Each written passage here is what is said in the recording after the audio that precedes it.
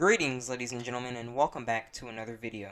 So to start off, I hope that you all are doing well, and that you are doing your very best that you possibly can to protect yourselves in our digital age, because you have to.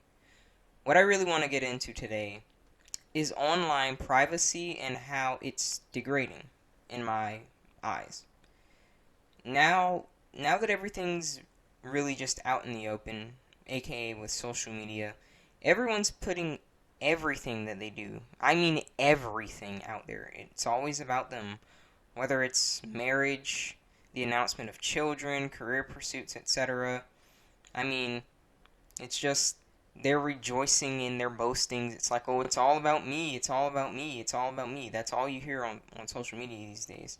Now, yes, it's their choice to do it, so if something were to happen in terms of their privacy, I guess they don't really have anyone to blame in the matter but themselves. But really what I want to get into today is the fact that many of us, if you do use social media, which I feel like you're pretty much almost forced to in a way in this like society and day and age, because every freaking website wants your info.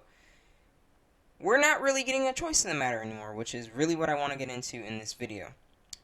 Now, what I'm hinting on is the fact that when you're logging into a website, when a website's asking you for your information, they ask for our information for a myriad of reasons, which could be dumbed down to essentially wanting more money, just like most things corporations want of people. Just like how in a business you want to get a target audience and know who you are trying to reach, so too do businesses seek to do this when they are requiring what your gender is, how old you are, where you're from. It's really just a better attempt to try and get you to buy something from them. They want to try and cater to you a product that they feel like, based on your age or your geological location, it would suit your cultural preferences the best, which is why they want to get a feel of what kind of person you are, your gender, etc. Now, some may think, oh, that's fine, that's all okay, and they don't see the issue with it.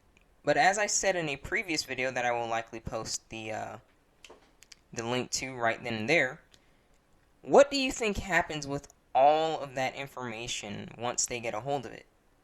Well, let me tell you what doesn't happen, dear friends. What doesn't happen is they don't just take it and lock it behind hundreds of firewalls and keep it guarded under a records folder. That is not what happens.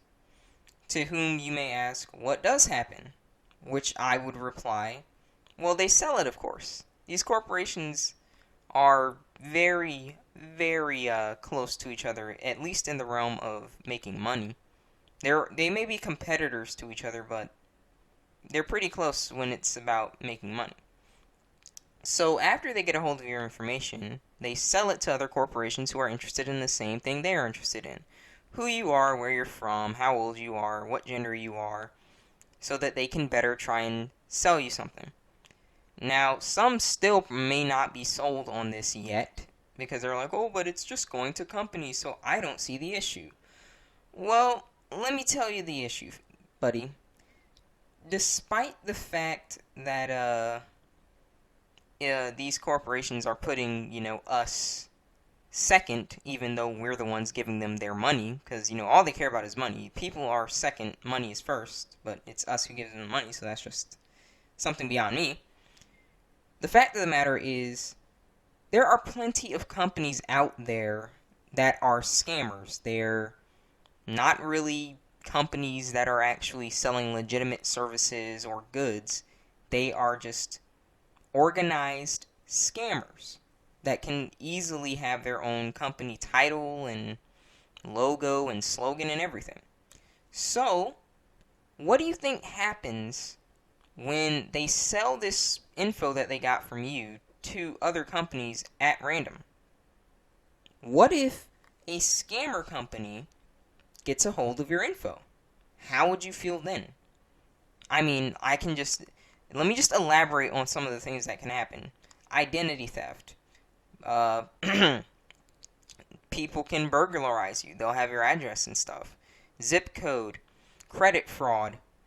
Like the list goes on. This stuff doesn't just sit in one place. Like you're giving people who you have no idea what their intentions are all of your information here.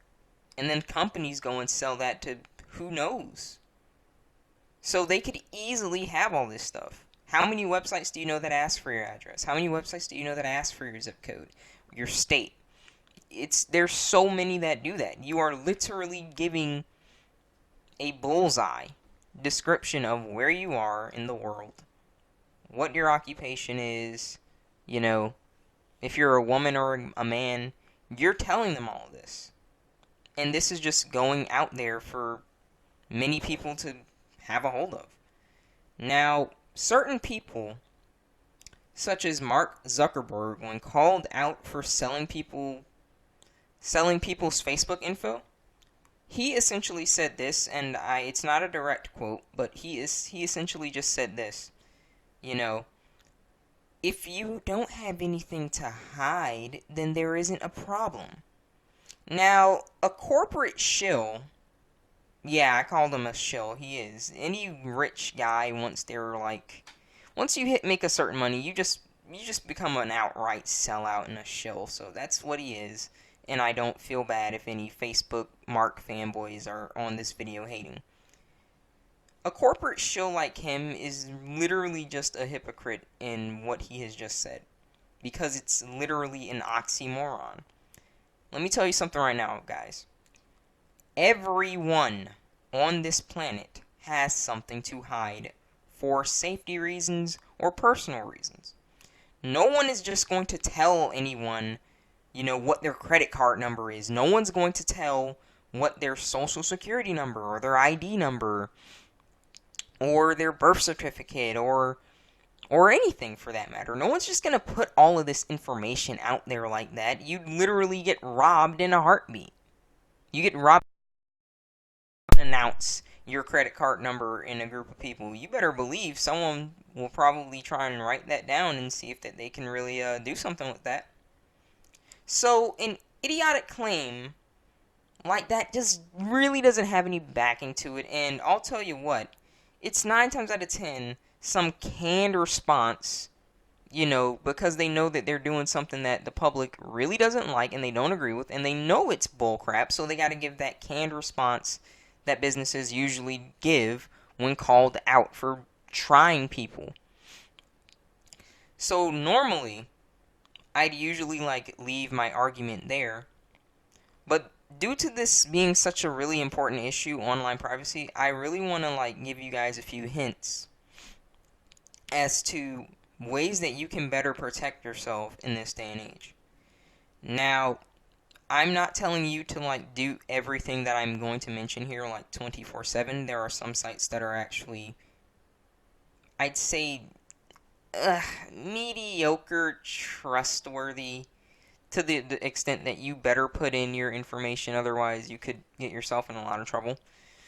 But one thing that you can do is start switching up your passwords.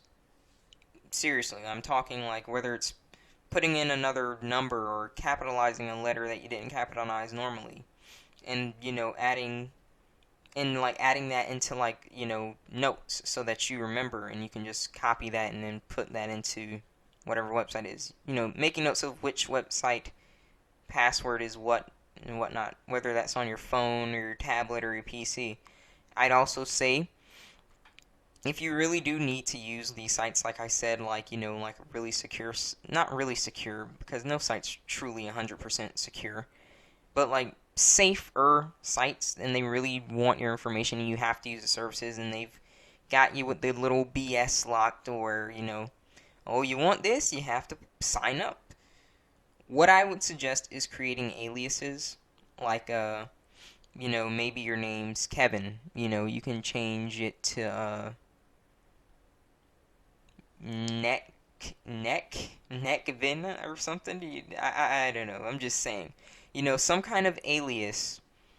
Because it's they're asking for your info. They're going to sell it anyway, so I don't really think they have any right to get angry if you don't, well, not to get angry, but I don't think they have any right to have their actual information if they're going to sell it anyway. So why give them that? Make an alias, get another name that you're used to using online, and just use that. And don't just like use your username. Use like a straight up alias, that something buyable. You know what I mean? Because an alias is they'll just mark it as spam, so you won't get anything out of that altogether.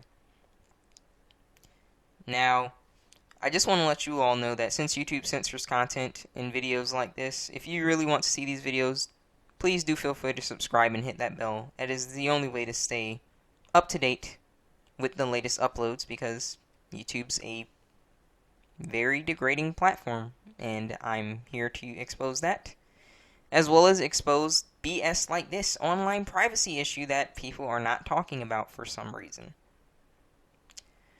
Now, I just want to let you all know that I know it's been a while since I've done another episode of game discussion, but I've really just been having trouble finding something that interests me in the gaming industry lately. So, if you guys know something going on in the gaming industry that you want me to take a look into, please, let me know in the comments, because right now, Wake Up People and Random Rant is really, the only thing that I'm finding tons of things to make videos on, but gaming is really just, I don't know, it's just really stale at the moment for me.